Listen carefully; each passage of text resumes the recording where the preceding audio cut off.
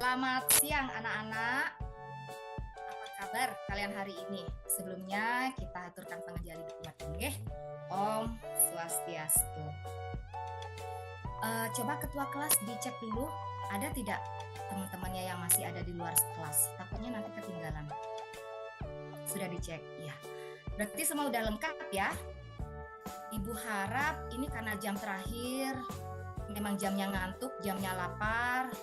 Tolong kalian tetap fokus agar bisa menerima materi siang ini dengan baik ya. Sebelum mengawali pembelajaran hari ini, kita bersama-sama mengaturkan Trisandieng ya, melakukan puja Trisandieng. Kalau tidak salah, minggu lalu itu ke nomor absen 5 ya. Sekarang biar kalian dapat giliran untuk melakukan puji Trisandieng. Ibu minta absen 6 siapa? Ayo maju ke depan, kita pimpin ya, dipimpin Trisandiengnya. Ya sudah. Selanjutnya doa belajar. Doa belajar kita baca bersama-sama ya, yang keras agar kalian ingat. Om Saraswati Namastubhyam Warade Kamarupini Widyarabam Karisyami Sidir Bawantung Sada. Gimana? Kalian masih ngantuk atau lapar? Kalau ngantuk, lapar itu pasti ya. Tapi untuk membangkitkan semangat, kita nyanyi bersama-sama ya. Tapi sebelum nyanyi, Ibu mau absen dulu. Anak-anak di sini ada yang tidak masuk nggak untuk hari ini? Ya, untuk memastikannya Ibu panggil ya namanya satu persatu. Ngurah Gali Adika Prianta ada tidak? Hadir. Oke, Faren Zena Asya Dewi? Ya, hadir. Dakar Goldia Vandra? Kemarin kenapa nak tidak masuk? Sudah bersurat? Iya. Untuk selanjutnya anak-anak kalau tidak masuk tetap bersurat ya. Apalagi yang tidak sekolah itu ditanya kembali sama temannya materi untuk hari ini apa, biar bisa dicatat, biar kalian tidak ketinggalan. Apalagi kalau seandainya diberikan tugas, jangan sampai nilai kalian kosong karena tidak mengerjakan tugas dengan saya tidak tahu Bu, saya tidak masuk. Tetap kalian aktif bertanya materinya apa, kemudian ada tidak. Nah, karena Ibu sudah absen semua hadir hari ini, terima kasih anak-anak karena kalian sudah tetap menjaga kesehatan dan kalian tetap bisa sekolah. Untuk semangat agar tidak mengantuk, ayo kita sama-sama menyanyikan lagu nasionalis 17 Agustus karena suasananya masih hari kemerdekaan ya. Kita menyanyikan bersama-sama 17 Agustus. 1, 2, 3.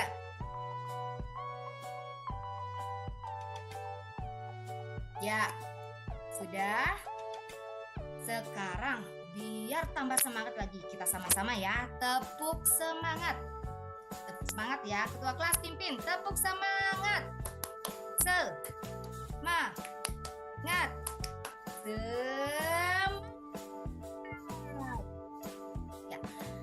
Tepuk semangat sudah.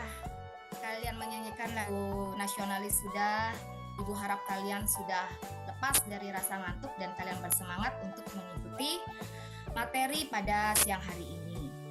Sebelumnya Ibu akan membacakan tujuan dari pembelajaran. Materinya apa anak-anak untuk hari ini? Sudah dibaca? Kalian sudah baca tidak bukunya? Halaman 57 itu materi Subah Karma di buku materi. Dan hari ini kita membahas materi Subah Asubah Karma. Adapun tujuan pembelajaran dari Subah dan Asubah Karma adalah siswa akan dapat mengetahui perilaku yang baik Subah Karma dan perilaku yang tidak baik Asubah Karma dalam kehidupan sehari-hari. Setelah Ibu memberikan materi dan kalian sama belajar aktif, kalian di sini akan mengetahui tentang Subah Karma, perbuatan Subah Karma dan perbuatan Asubah Karma. Sebelum Ibu mengarah ke materi, Ibu mau tanya, kesiapan kalian untuk sebelum materi ini ada yang tahu apakah tahu menolong teman adalah perbuatan apa? Coba siapa yang bisa angkat tangan?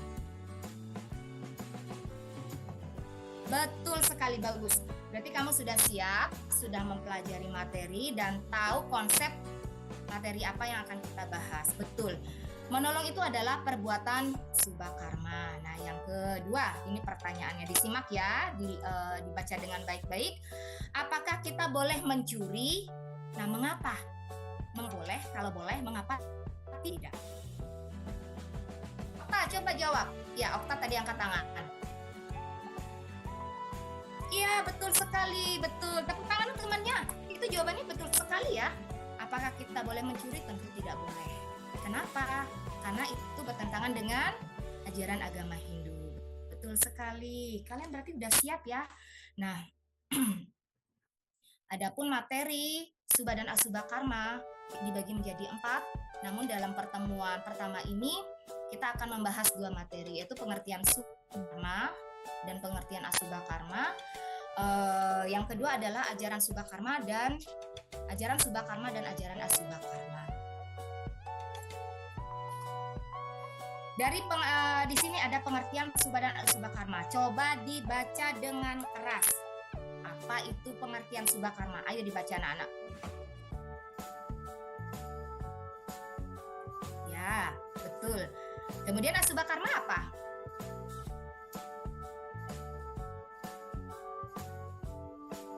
Iya, betul sekali. Subha karma adalah perbuatan yang baik, di mana subha karma ini berasal dari bahasa Sanskerta yang terdiri dari 2 kata, yaitu subha dan karma. Subha itu artinya baik dan karma adalah perbuatan. Jadi subha karma adalah segala perbuatan baik yang mendorong kebaikan dan kebahagiaan bagi diri sendiri dan orang lain. Kemudian kebalikan dari subha karma itu ada asubha karma. Apa itu asubha karma? Asubha karma juga berasal dari bahasa Sanskerta ya, yang terdiri dari 3 kata, yaitu a artinya tidak, subha itu artinya baik, kemudian karma itu adalah perbuatan. Jadi asubha karma adalah segala perbuatan tidak baik, adalah perbuatan buruk. Nah, sebelum pembahasan materi, Ibu akan memberikan video ya, video pembelajaran. Di sini anak-anak tolong disimak dengan baik video pembelajaran ini, kemudian diperhatikan, dipahami video ini, dicatat poin-poinnya. Nanti Ibu akan memberikan tes sumatif pada akhir pertemuan ini dan juga memberikan pembahasan tentang permasalahan yang harus didiskusikan untuk kelompok ya.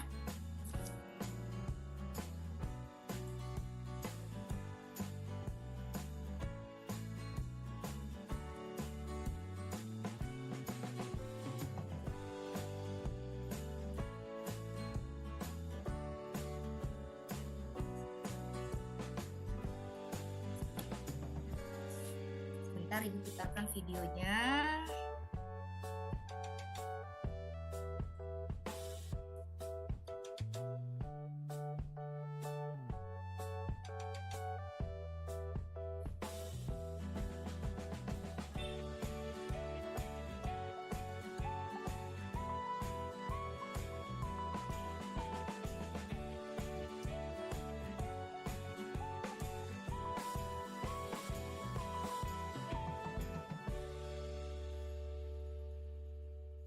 Ya, itu tadi video pembelajaran tentang subha dan asubha karma. Kemudian dari video yang kalian dengarkan, kalian sudah simak tadi, mungkin ada yang mau ditanyakan, ada yang belum paham. Ya, karena sudah tidak ada yang bertanya, Ibu lanjutkan ya ke materinya.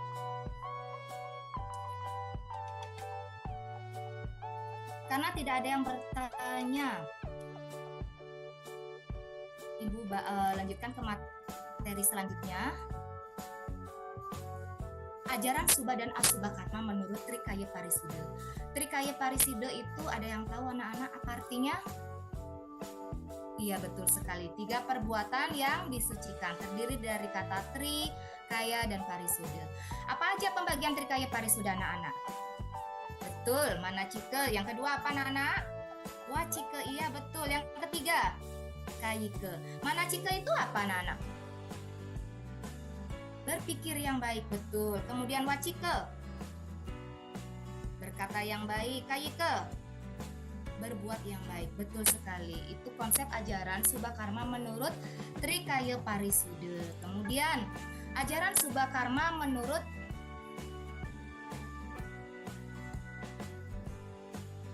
Tripararta. Tripararta itu apa artinya anak-anak? Tiga, iya jelas. Tri itu artinya tiga. Tiga perbuatan yang menciptakan kesejahteraan, kebahagiaan baik untuk orang lain ataupun untuk diri sendiri. Apa saja pembagian dari Tripararta? Ada asih, iya betul. Apalagi yang kedua, punya, betul sekali. Yang ketiga, bakti, iya ada asih, punya dan bakti. Apa itu asih? Asih menyayangi, kasih sayang, betul. Kalau punya memberikan sumbangan, memberikan sedekah, memberikan sesuatu yang berharga untuk orang yang membutuhkan. Bakti itu adalah sikap hormat dan bakti kepada Tuhan ataupun kepada sesama, betul. Lanjut ya ke materi berikutnya, ajaran Subha dan Asubhakarna menurut Catur Paramita. Catur Paramita, ada yang tahu tidak apa artinya Catur Paramita? Catur Paramita adalah 4 sifat utama yang dijadikan panutan dalam bertingkah laku. Di mana Catur Paramita itu terdiri dari 4. Sebutkan anak-anak, yang pertama apa? Ya, Maitri. Yang kedua, Karuna. Yang ketiga, Mudita. Yang keempat, Upeksa, betul. Kalau Maitri apa? Maitri, Maitra, berteman. Iya, berteman. Kasih sayang, memberikan kasih sayang. Kemudian Karuna itu adalah tindakan baik, cinta kasih. Mudita, tindakan yang bersimpati, di mana kita peduli terhadap kebahagiaan orang lain ataupun penderitaan orang lain. Jangan sampai kalian bahagia melihat penderitaan orang lain, menderita melihat kebahagiaan orang lain. Kalau upeksa itu adalah toleransi. Dan itu adalah ajaran Subhakarma menurut Catur Paramita.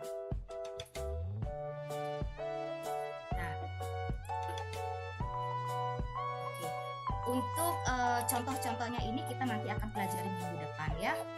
Nah, di sini Ibu akan memberikan tes LKPD. Nah, ini dijawab untuk per orang karena ini adalah LKPD sumatif.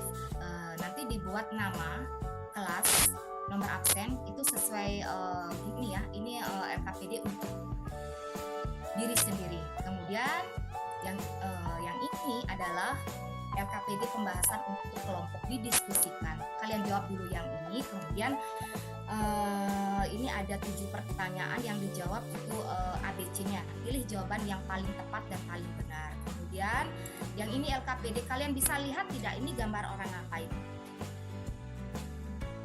Bisa lihat?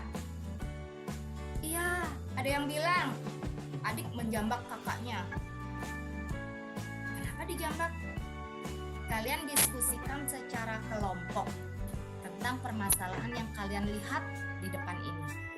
Ini adalah tindakan apa? Misalnya kalian bisa dibuat seperti deskripsi, kalian narasikan sesuai dengan kata-kata kalian atau komunikasikan dengan teman-teman kalian, kerjasama yang baik antara kelompok. Apa yang kalian lihat dari gambar ini? Kalian bisa bebas mendeskripsikan apakah ini perbuatan Subhakarma atau perbuatan Asubhakarma, kenapa dia begini, apa akibatnya, apakah ini tindakan yang dibenarkan atau bagaimana. Nanti kalian diskusikan bersama-sama dengan kelompok dan Ibu kasih waktu pengerjaannya, kita sepakati ya. Untuk pengerjaannya ini kita batasi waktu 20 menit. Selesai, tidak selesai dikumpulkan, nanti Ibu akan bahas, kita akan bahas dan Ibu akan periksa nilainya, nanti Ibu akan kasih ya untuk anak-anak sesuai dengan jawabannya kalian. Ya, silakan Ibu kasih waktu dari sekarang dikerjakan sampai batas waktu 20 menit. Silakan dikerjakan.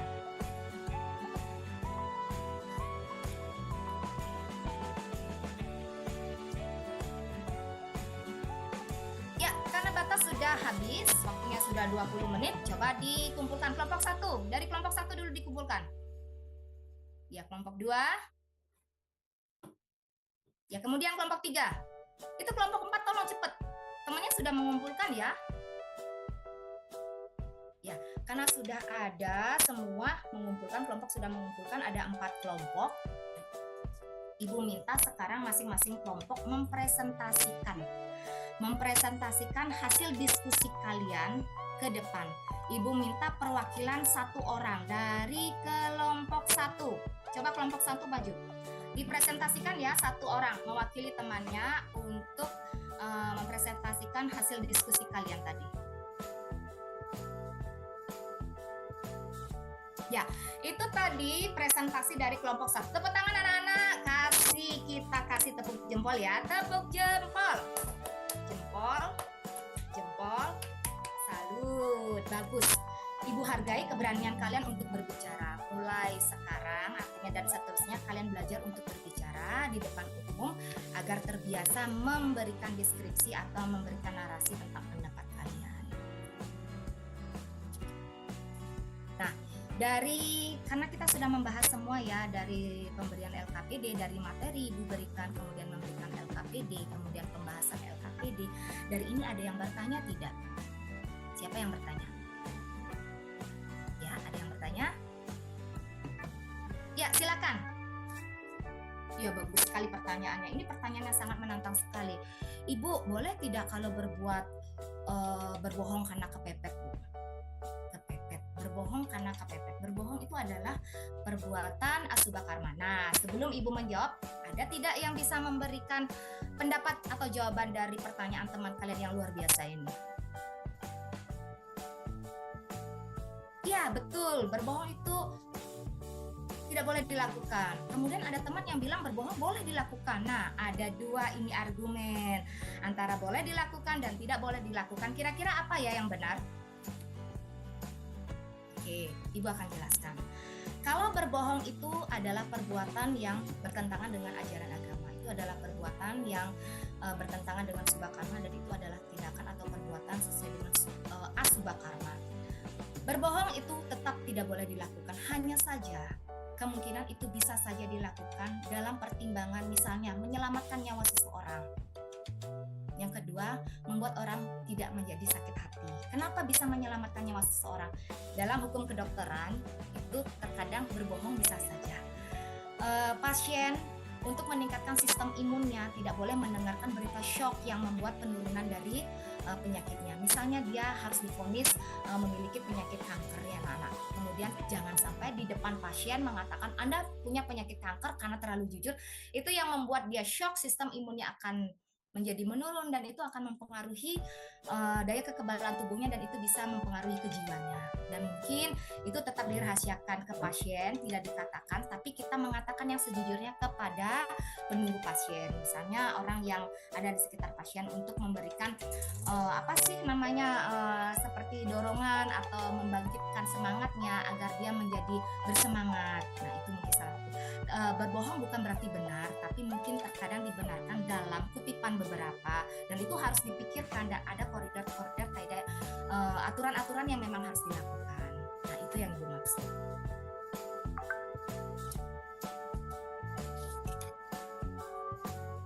Oke, karena ini sudah kita membahas LKPD, kemudian kita sudah ada yang bertanya kemudian sudah dijawab. Sekarang ada lagi nggak yang bertanya? Tidak ada ya. Nah, kita simpulkan sekarang.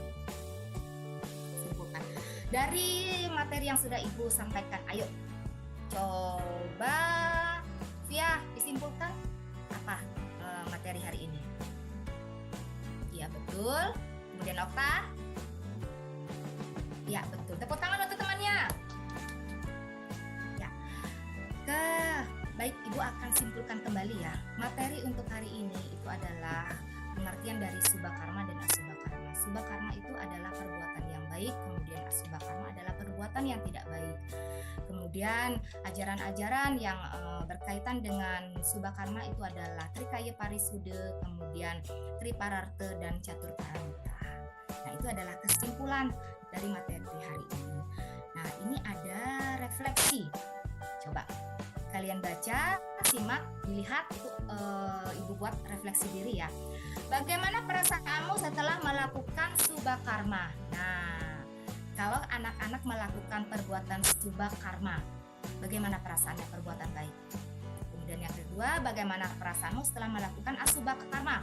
Kalau kamu pada saat setelah melakukan perbuatan berbohong, mencuri, bagaimana perasaanmu? Dan yang ketiga, apa yang kamu lakukan untuk menghindari asubha karma di masa depan?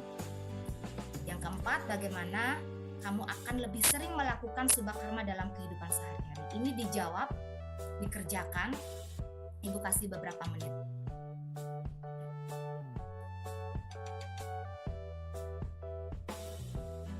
Oke. Sudah selesai ya, sudah dijawab dan Ibu sudah periksa, dan dari hasil ini Ibu mendapatkan ada beberapa nilai yang sudah masuk. Di sana ada nilai yang berada di atas KKTP dan ada yang berada di bawah KKTP. Untuk nilai yang berada di atas KKTP, karena KKTP-nya kita adalah agama Hindu adalah 75, yang berada di atas KKTP itu melakukan pengayaan, kemudian di bawah KKTP itu melakukan remedi. Untuk yang mendapatkan nilai di bawah KKTP, coba kalian buka lihat halaman 75. Kerjakan halaman 75 ya. Ya, sebelum 75 kalian kerjakan halaman 65 dulu. Kemudian nilai yang di atas KKTP itu kerjakan halaman 67. Ya. Anak-anak sudah selesai pembahasan materi hari ini. Kemudian untuk minggu depan kita lanjutkan materi berikutnya, pembahasan materi yang ketiga dan keempat kita bahas untuk minggu depan ya. Kalian persiapkan materinya, kalian baca buku halaman 71, itu dibaca adalah contoh-contoh perbuatan subha karma dan contoh-contoh perbuatan asubha karma. Persiapkan materinya, minggu depan kita akan membahas ini. Nah, sudah ada yang bertanya, tidak ada yang bertanya, dan Ibu berpesan kepada kalian, anak-anak tetaplah berbuat kebaikan, berbuat subha karma. Karena dengan berbuat kebaikan kalian akan mendapatkan pahala dan mengumpulkan pahala. Jangan sampai kalian berbuat asubha karma atau perbuatan yang tidak baik. Hindari perbuatan yang tidak baik. Oke, karena sudah mau berakhir, untuk ketua kelas tolong dipimpin doa ya untuk mengakhiri kegiatan hari ini. Om Dewa Suksuma Parama Cinti Nama Swahu Om Santi Santi Santi. Ya, sudah. Terima kasih anak-anak. Selamat siang. Sekarang kalian boleh pulang. Terima kasih Bu, luar biasa ya. Simulasinya. Silakan di stop share screen. Di sunscreen saya yang melakukan ya Pak. Stop share screen-nya. Mana ini ya Pak? Oh, stop share. Oke. Ya. Oke.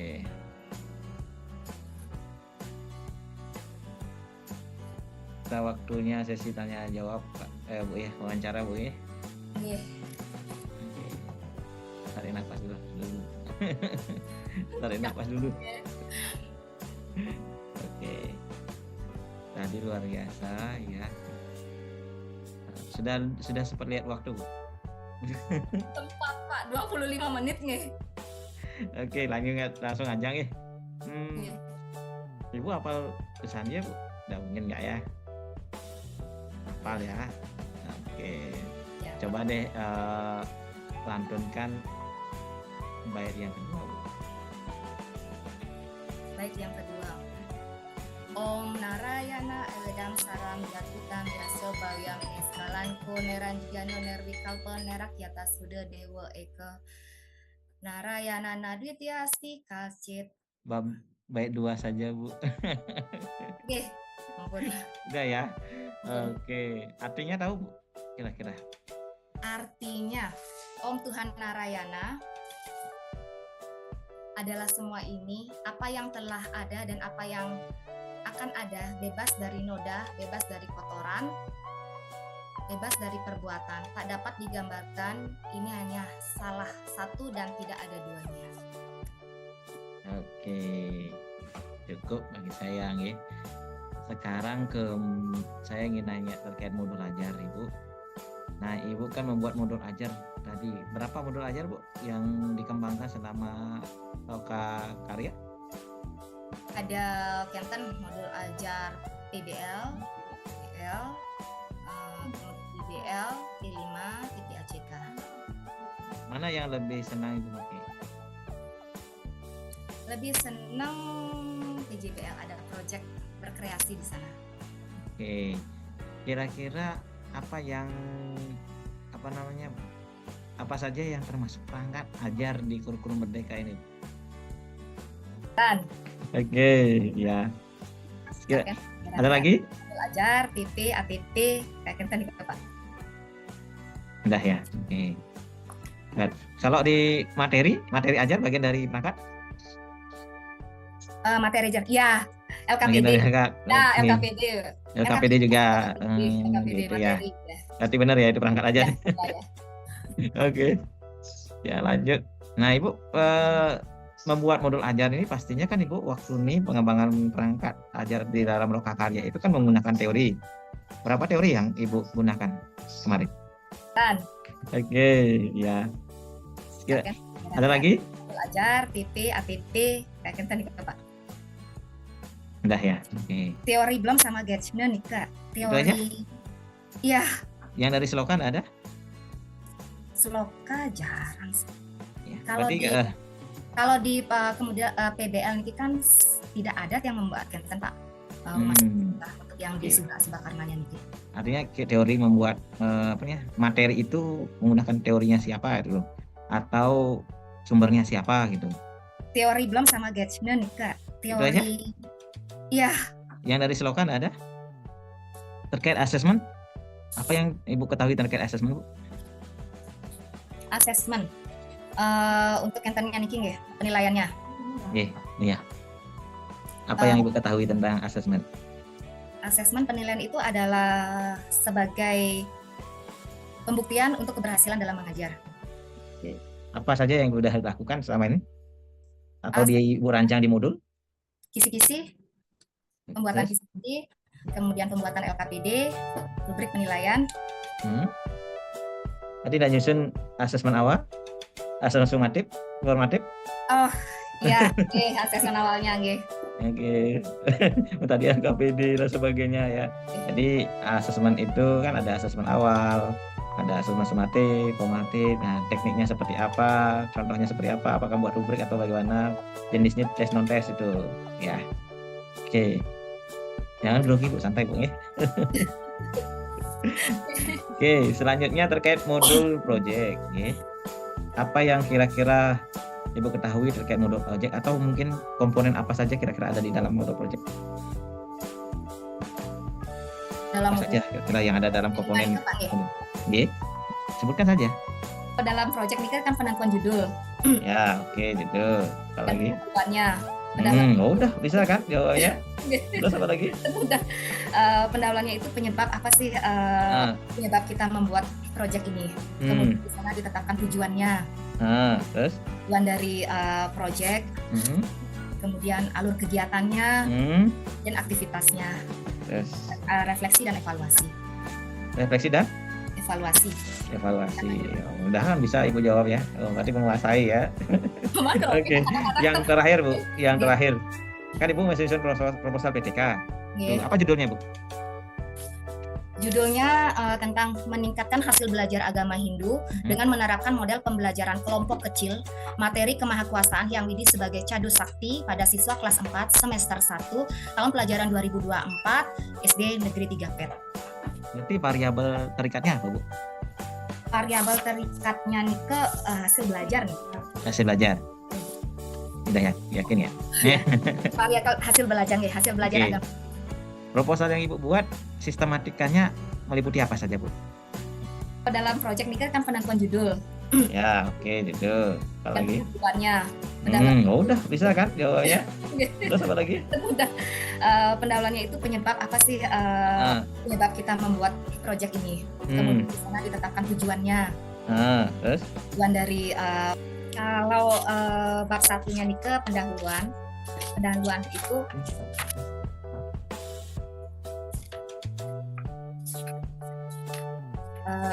pembahasan tentang latar belakangnya nih Bapak, latar belakang, kemudian rumusan masalah, tujuan penelitian, manfaat penelitian. Selanjutnya bab yang kedua itu adalah kerangka teorinya, adalah kajian penelitian relevan, kemudian di sana ada konsep, dan ada landasan teori, rangka berpikir, indikator keberhasilan. Kemudian bab yang ketiga yaitu metode penelitian. Dalam metode penelitian itu ada jenis penelitian, lokasi dan waktu penelitian, variabel penelitian, prosedur penelitian. Di sana ada pembahasan siklusnya juga. Lampirannya apa diisi Bu? Instrumen? Lampirannya ada foto-foto sih, berupa foto, instrumen, LKPD-nya. Instrumen yang digunakan itu apa dipakai? Tes apa non tes? Ada kenten Pak, instrumennya Nike ada yang berupa survei, kemudian observasi, eksperimen. Tes berarti ya, ada tes dan non tes juga. Nah, tes dan non tes. Tes dan non tes. Berarti tesnya tes itu tes pengetahuan Bu ya, quantitative-nya. Itu digunakan untuk mencari variabel apa? Bu?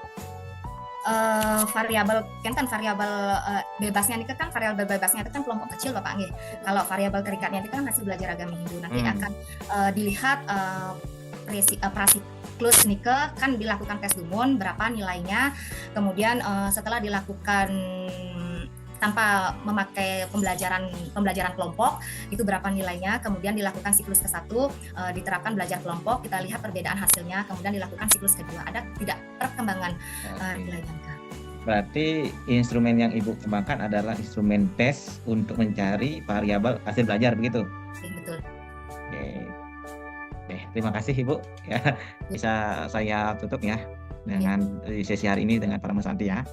Om Santi. Terima kasih, saya Lid.